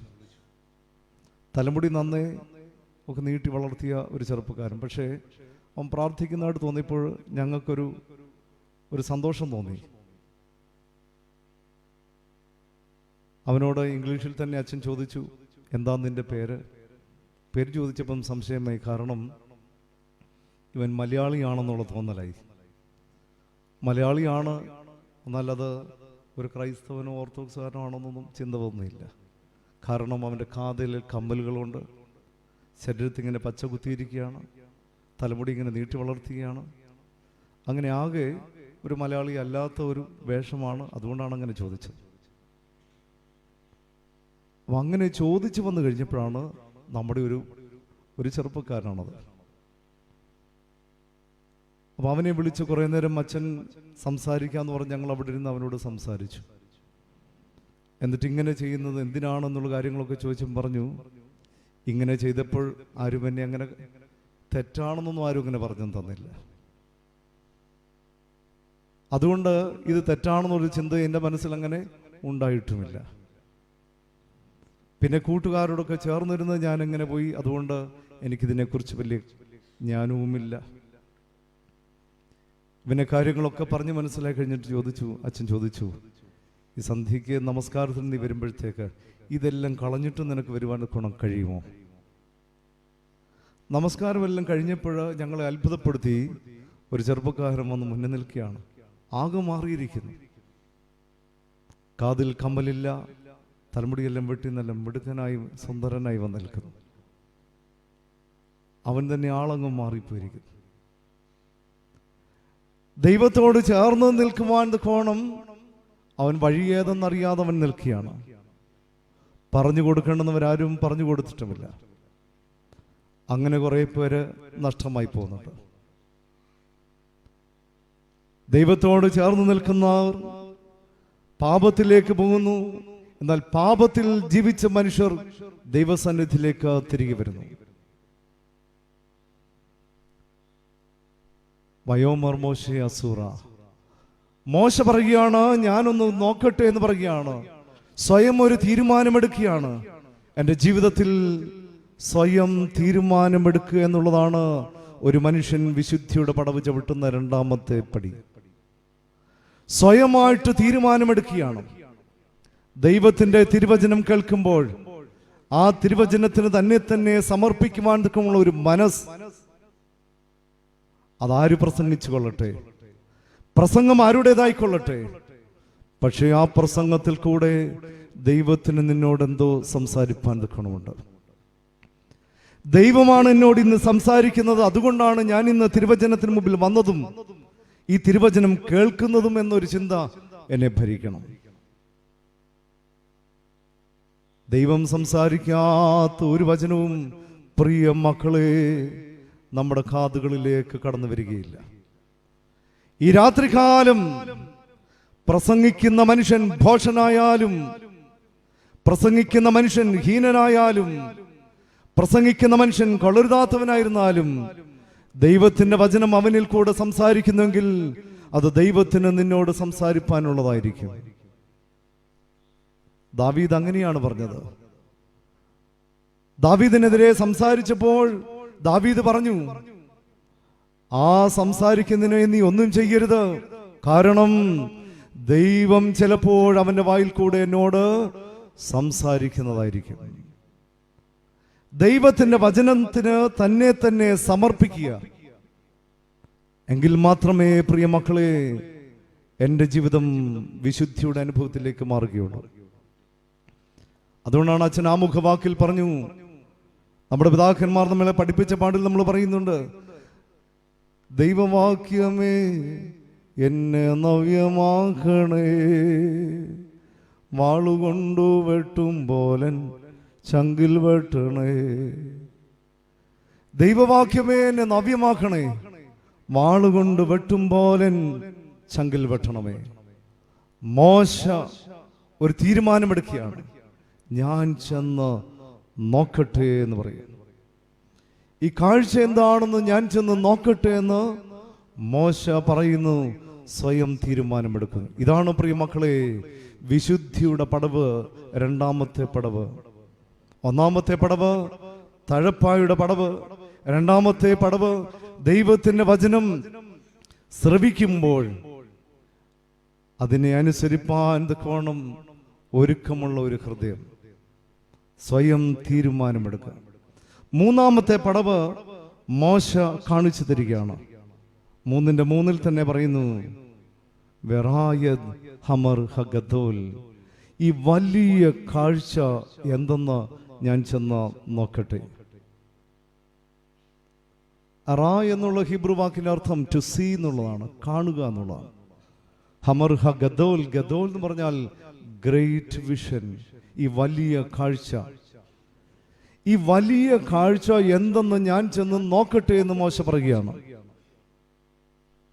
ഈ വലിയ കാഴ്ച എന്താ മോശ കാണുന്നത്?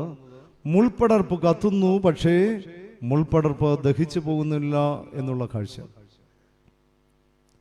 പ്രിയ സഹോദരങ്ങളെ, ഈ കണ്ണുകൊണ്ട് മോശ നോക്കുന്നത് മുൾപ്പടർപ്പിനെയാണ് നോക്കുന്നത്. നമുക്ക് കണ്ണു തന്നിരിക്കുന്നത് എന്തിനാണെന്ന് പ്രത്യേകിച്ച് അത് കുറെ കൂടെ വ്യക്തമായിട്ട് മനസ്സിലാക്കുന്നത്, കണ്ണിന്റെ പർപ്പസ് എന്താണെന്ന് മനസ്സിലാകുന്നത് കുർബാനയിൽ നിൽക്കുമ്പോൾ നമുക്ക് മനസ്സിലാകും. 2 ആചാര്യന്മാരുടെ ഓർമ്മ നടത്തുമ്പോഴും മനസ്സിലാകും. വിശുദ്ധ ഗ്രന്ഥത്തിൽ നോക്കിയിട്ടുള്ളതായ കണ്ണുകൾ പുഴുവിനും ചിതലിനും കൂടുകളായി തീരുവാൻ നീ അവയെ വിട്ടുകൊടുക്കരുത്. വിശുദ്ധ ഗ്രന്ഥത്തിൽ നോക്കുവാനുള്ളതാണ് കണ്ണുകൾ. 2, ഈ കണ്ണിന്റെ പർപ്പസ് നമ്മൾ കുർബാനയിൽ ചൊല്ലുന്നുണ്ട്. അഗ്നിമയന്മാരെ നോക്കി വിറച്ചിടുന്നു, അവനെ മേശയിൽ അപ്പം വീഞ്ഞായി നീ കാണുന്നു. ആ പരിശുദ്ധ കുർബാനയിൽ സന്നിഹിതനാവുന്ന ദൈവത്തെ കാണുവാൻ കൊണ്ടുള്ള കാഴ്ച. മൂന്നാമത്തെ കണ്ണിന്റെ ഒരു കാഴ്ച എന്തിനുള്ളതാണ്? കാണുന്ന സഹോദരനെ സ്നേഹിക്കാൻ കഴിയാത്തവന് കാണാത്ത ദൈവത്തെ സ്നേഹിക്കുവാൻ കഴിയുകയില്ല. അതുകൊണ്ട് ദൈവികമായ കാര്യത്തിന് വേണ്ടി മാത്രമുള്ളതാണ് ഈ കണ്ണ്. സഹോദരനെ സ്നേഹിക്കുന്നതിൽ കൂടെ ദൈവത്തെയാണ് കാണുന്നത്. പരിശുദ്ധ കുർബാനയിൽ വന്ന് നിൽക്കുമ്പോൾ ദൈവത്തെയാണ് കാണുന്നത്. തിരുവചനം വായിക്കുമ്പോൾ ദൈവത്തെയാണ് കാണുന്നത്. അതുകൊണ്ട് സൂർദാസ് അദ്ദേഹത്തിന്റെ കാഴ്ചയില്ലായിരുന്നു. ഭക്തനായിരിക്കുന്ന ഒരു കവിയാണ് അദ്ദേഹം. അതുകൊണ്ട് അദ്ദേഹം ഭഗവാനോട് പ്രാർത്ഥിച്ചു, ഭഗവാനെ, എനിക്ക് കാഴ്ചയില്ലല്ലോ. അങ്ങനെ സൂർദാസ് പ്രാർത്ഥിച്ചപ്പോൾ ഭഗവാൻ സൂർദാസിന് പ്രത്യക്ഷനായി. ഭഗവാൻ തേജസ്വരൂപനായിരിക്കുന്ന ഭഗവാനെ സൂർദാസ് കണ്ട് ഭക്തിയോടെ കരങ്ങൾ കൂപ്പി. ഭഗവാൻ അപ്രത്യക്ഷമായി കഴിഞ്ഞപ്പോൾ സൂർദാസ് നോക്കുമ്പോൾ കാണുന്നത് ലോകത്തിന്റെ ഒത്തിരി കാഴ്ചകളാണ്. ലോകത്തിന്റെ കാഴ്ചകൾ കാണുകയും സൂർദാസ് ഉടനെ ഭഗവാനോട് പ്രാർത്ഥിക്കുകയാണ്, ഭഗവാനെ, എന്ത്, എൻ്റെ കണ്ണിന്റെ കാഴ്ച തിരികെ എടുക്കണമേ. ഭഗവാനെ, എൻ്റെ കണ്ണിന്റെ കാഴ്ച തിരികെ എടുക്കണമേ. എന്തേ കാരണം? നീയല്ലേ ഇത്ര ദിവസം കണ്ണിന് വേണം, കാഴ്ച വേണമെന്ന് പറഞ്ഞ് നിലവിളിച്ച് പ്രാർത്ഥിച്ചത്. എപ്പോഴീ സൂർദാസ് ഭക്തൻ പറയുകയാണ്, നിന്നെ കണ്ട കണ്ണുകൾ കൊണ്ട് മറ്റൊന്നും കാണാതിരിപ്പാൻ തക്കോണം എൻ്റെ കാഴ്ചയെ തിരികെ എടുക്കണം. ഒളിവായി നോക്കിടാതെൻ്റെ കണ്ണുകളെ നീ കാക്കണമേ. കണ്ണുകളെ ലോകത്തിന്റെ നോട്ടങ്ങളിൽ നിന്ന് കാക്കണമേ എന്ന് പ്രാർത്ഥിക്കുകയാണ്. ഓർത്തഡോക്സ് സഭയുടെ ആരാധന ഇത്രമാത്രം ശ്രേഷ്ഠമായ ആരാധനയാണ്. അധരങ്ങൾക്കൊരു കാവൽക്കാരൻ, ഹൃദയത്തിന് കാവൽക്കാരൻ, ചെവികൾക്ക് കാവൽക്കാരൻ, എൻ്റെ കണ്ണിനും കാവൽക്കാരൻ. എന്നിട്ട് എൻ്റെ കണ്ണുകൊണ്ട് ആരെ കാണണം? ഇവിടെ മോശ പറയാണ്, എൻ്റെ കണ്ണുകൊണ്ട് ആ വലിയ കാഴ്ച കാണട്ടെ. മോശ വലിയ കാഴ്ച കാണുവാൻ കോണം അങ്ങോട്ട് ചെല്ലുന്നു. മുൾപ്പടർപ്പ് കത്തുന്ന കാഴ്ചയാണ് മോശ കണ്ണുകൊണ്ട് കണ്ടതെങ്കിൽ മോശയ്ക്ക് ഹമർ ഹഗദോൽ വലിയൊരു കാഴ്ച, ഉൾക്കാഴ്ചയാണ് അവിടെ ഉണ്ടായത്. എന്താണ് ആ ഉൾക്കാഴ്ച? മോശയ്ക്ക് അപ്പോഴാണ് ഒരു കാര്യം മനസ്സിലായത്, തമ്പുരാനേ, ഞാന് മുള്ളാണല്ലോ. മോശ അവിടെ ചോദിക്കുന്ന ഒരു ചോദ്യമുണ്ട്, എന്തുകൊണ്ടാണ് ഈ മുൾ കത്തിപ്പൊങ്ങാതിരിക്കുന്നത്? മദ്വാലോ ഇബാർ ഹസനെഹ്. സനെഹ് എന്നുള്ള ഹീബ്രു വാക്കിൽ നിന്നാണ് സീനായ് എന്നുള്ള വാക്ക് വന്നിരിക്കുന്നത്. സെനഹ് എന്നുള്ള ഹീബ്രു വാക്കിന്റെ അർത്ഥം മുള്ള് എന്നാണ്.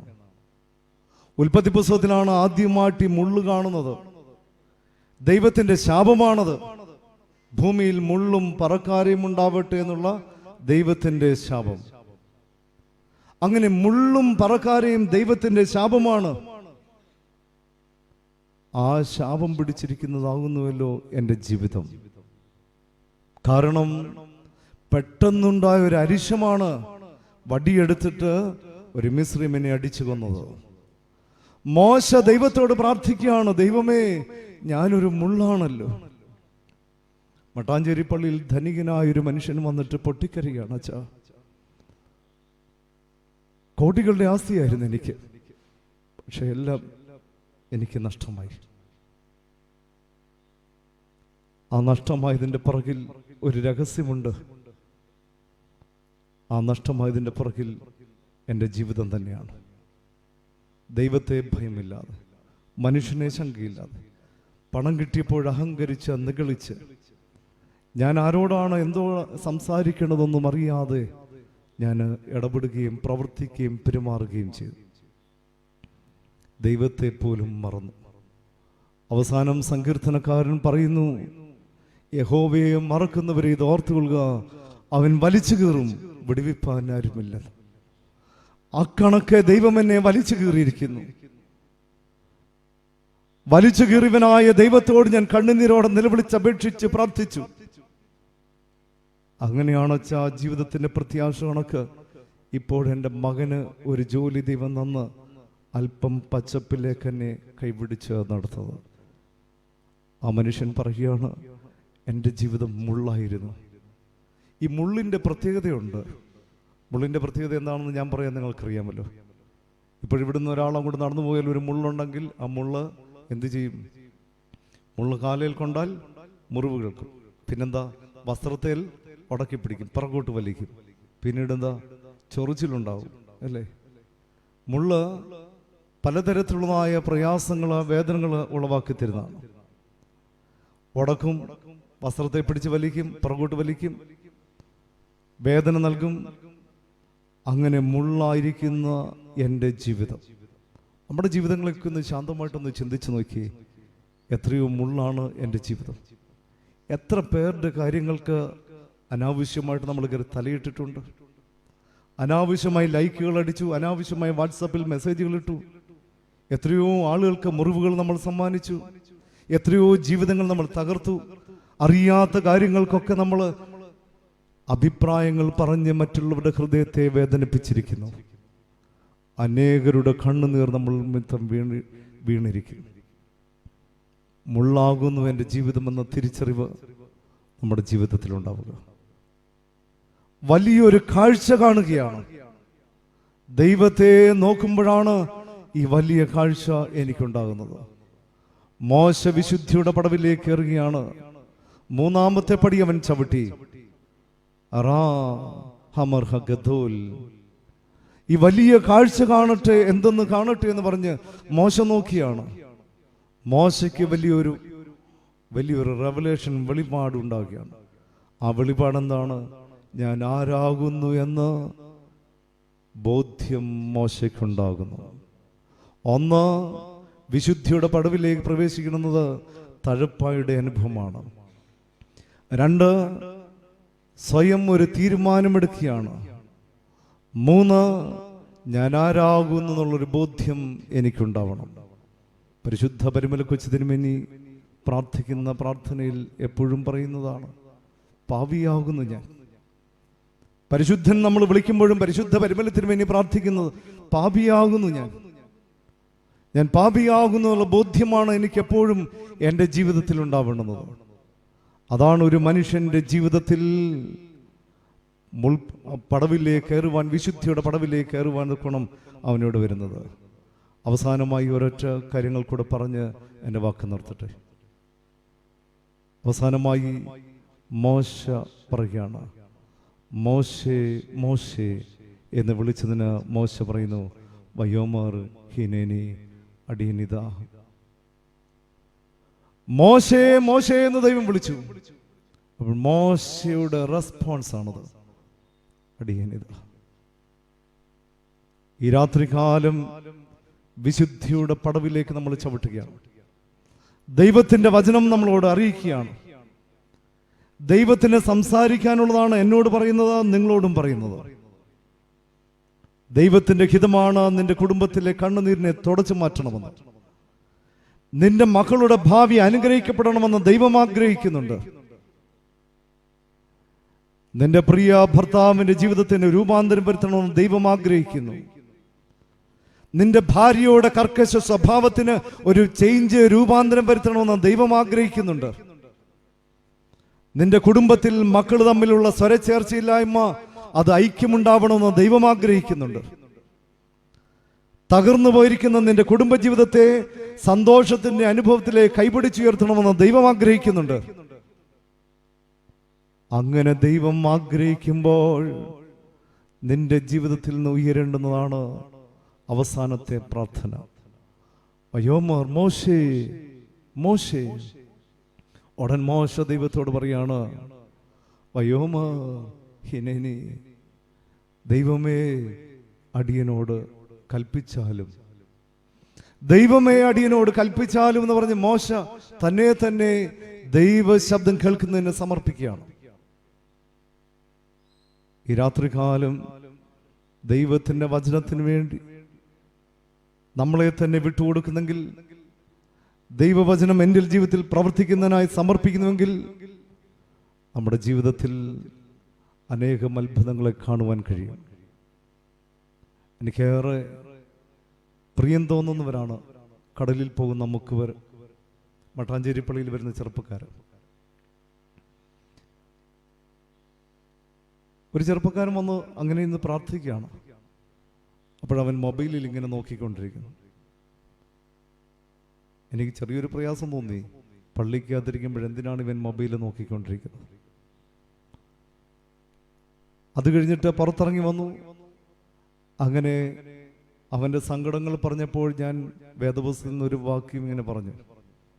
ഉടൻ തന്നെ അവൻ ആ വാക്യത്തിന് റെസ്പോൺസ് ആയിട്ട് അടുത്ത വാക്യം പറഞ്ഞു. വീണ്ടും മറ്റൊന്ന് ഞാൻ പറഞ്ഞു നോക്കി, അവൻ അതിനും മറുപടി.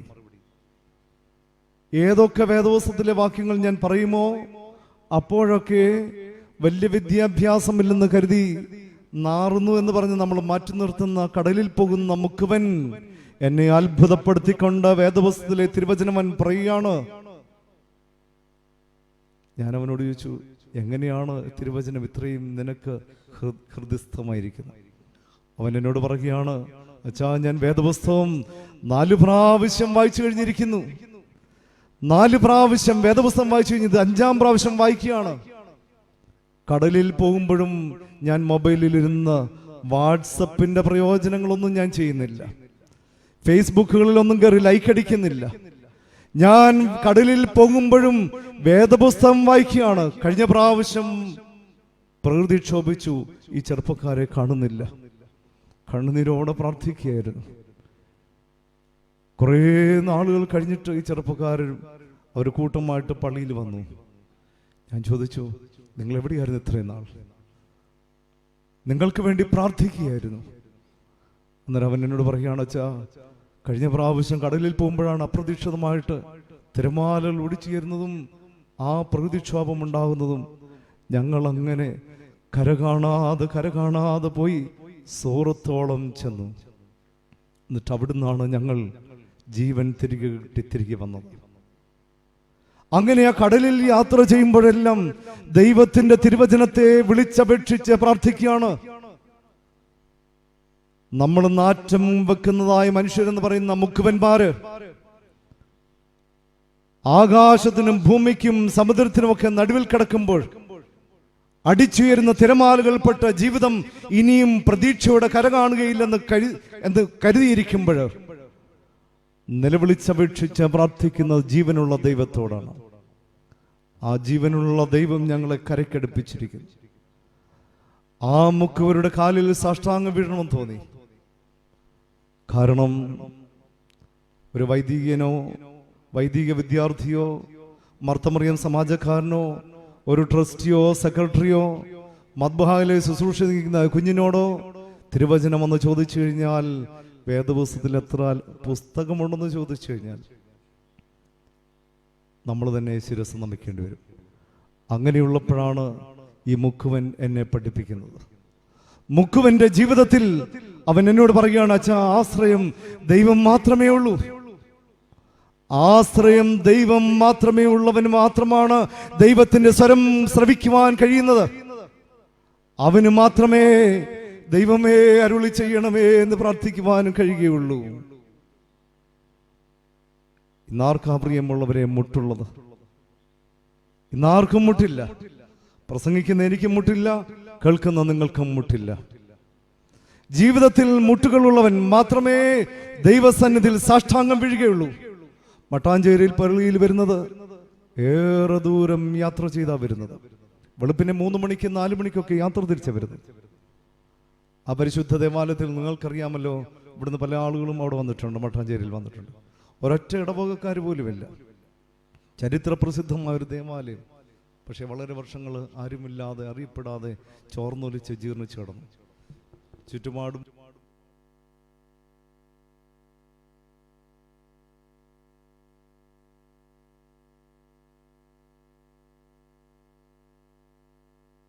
ഇന്ന് ദൈവം വളരെ ശക്തമായി ഇടപെട്ടതുകൊണ്ട് ആ മുസ്ലിം സഹോദരങ്ങൾ വരെയും എനിക്ക് സഹായമാണ്. ആ പള്ളിയുടെ അടുത്ത് താമസിക്കുന്ന സഹോദരങ്ങൾ വരെയും ഏതൊരു സഹായത്തിനും അവർ മുന്നിലാണ്. ഒറ്റ ഇടവകക്കാർ പോലും ഓർത്തഡോക്സുകാരായ മട്ടാഞ്ചേരി പള്ളിയിലില്ല. പക്ഷേ എൻ്റെ മട്ടാഞ്ചേരി പള്ളിയിൽ മർത്തമറിയം അല്ലെങ്കിൽ യുവജനം, യൂത്ത് ലീഗാരെന്നൊക്കെ പറയുന്നത് മുസ്ലിം സഹോദരങ്ങളാണ്. അവരുടെ ജീവിതത്തെ പോലും മാറ്റുവാൻ, മറിക്കുവാൻ ആ പരിശുദ്ധ ദേവാലയത്തിൽ പാർത്ത പരിമല തിരുമേനിയുടെ സാന്നിധ്യത്തിന് സാധിച്ചിട്ടുണ്ട്. അവർ പറയുകയാണ്, 90 വർഷത്തോളം അടഞ്ഞു കിടന്ന ഈ പള്ളിക്കുള്ളിൽ ആരെയോ ഞങ്ങൾ കാണുമെന്ന് പറയുന്ന ഒരു ചിത്രം പരിശുദ്ധ ഗീവർഗീസ് സഹതായാണെങ്കിൽ മറ്റൊരു ചിത്രം പരിശുദ്ധനായ പരിമല തിരുമേനിയാണ്. ഈ കൊച്ചയിപ്പോര എന്ന് പറയുന്ന കൊച്ചുമാലൻ പാർത്തതായ മട്ടാഞ്ചേരി പള്ളി, ആ പള്ളിക്കുള്ളിൽ കണ്ടതായ ചൈതന്യം പരിശുദ്ധ പരിമല തിരുമേനിയുടേതാണ്. ദൈവത്തിന്റെ ശബ്ദം കേട്ട ഒരു പുണ്യപിതാവ്.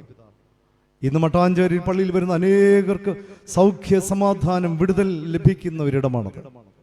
പ്രത്യേകിച്ച് ആ പള്ളിക്കുള്ളിൽ നിന്നാണ് പരിശുദ്ധ ഗീവർഗീസ് സഹതായുടെ കൈവിരലുകൾ കണ്ടെത്തിയത്.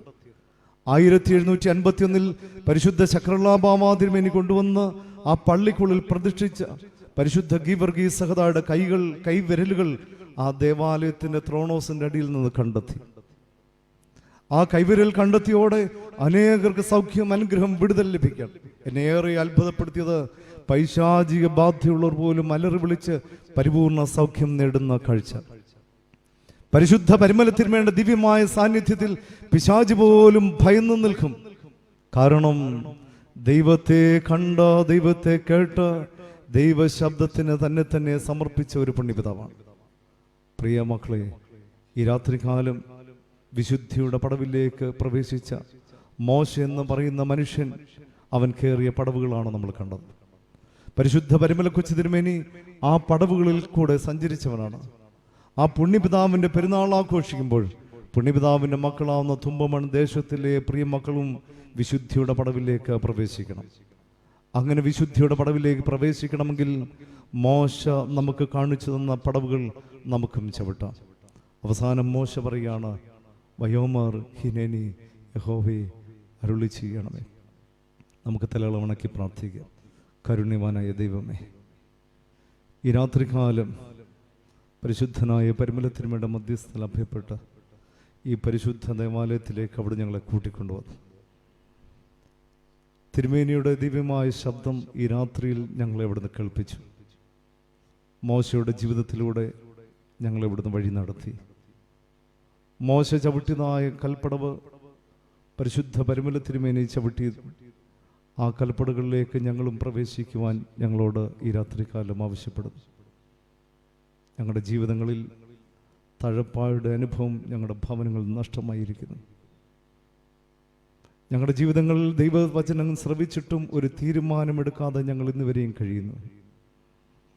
ഞങ്ങളുടെ ജീവിതങ്ങളിൽ ദൈവത്തെ കാണുകയോ സഹോദരനെ കാണുകയോ ഞാൻ ആരാകുന്നു എന്ന് കാണുകയോ ഇതുവരെ ചെയ്യാതെ നിങ്ങളുടെ സ്വഭാവത്തോടുകൂടി ഞാൻ കഴിഞ്ഞിരിക്കുന്നു. ഈ രാത്രികാലം മോശ പറയുന്നു, യഹോവേ അടിയനിതാ, തബ്രാനെ ഞാനിതാ എന്ന് പറയുവാൻ, എന്നെ തന്നെ താഴ്ത്തി സമർപ്പിക്കുവാൻ എനിക്ക് കൃപ തരണമേ. എൻ്റെ മക്കൾ അനുഗ്രഹിക്കപ്പെടുവാൻ, എൻ്റെ കുടുംബത്തിലെ കെട്ടുകൾ അഴിക്കപ്പെടുവാൻ, എൻ്റെ മക്കളുടെ തകർന്നിരിക്കുന്ന അടഞ്ഞിരിക്കുന്ന വഴികൾ തുറക്കപ്പെടുവാൻ, എൻ്റെ കുടുംബത്തിലെ അസമാധാനം നീങ്ങിപ്പോകുവാൻ, എൻ്റെ ഇടവകയിലെ അസ്വസ്ഥത മാറിപ്പോകുവാൻ, എൻ്റെ ദേശം അനുഗ്രഹിക്കപ്പെടുവാൻ എന്നെ വിശുദ്ധിയുടെ അനുഭവത്തിലേക്ക് അവിടുന്ന് നയിക്കണമേ. അങ്ങനെ വിശുദ്ധരമായി തീർന്നുകൊണ്ട് അങ്ങയെ സ്തുതിച്ച് മഹത്വപ്പെടുത്തുവാൻ ഞങ്ങളുടെ ജീവിതങ്ങളെ അവിടുന്ന് സഹായിക്കണമേ. ഞങ്ങൾ നിനക്ക് നിൻ്റെ പിതാവിനും നിൻ്റെ പരിശുദ്ധ റൂഹായിക്കും സ്തുതിയും സ്തോത്രവും സമർപ്പിക്കുവാനായിട്ട് തന്നെ ആമേൻ.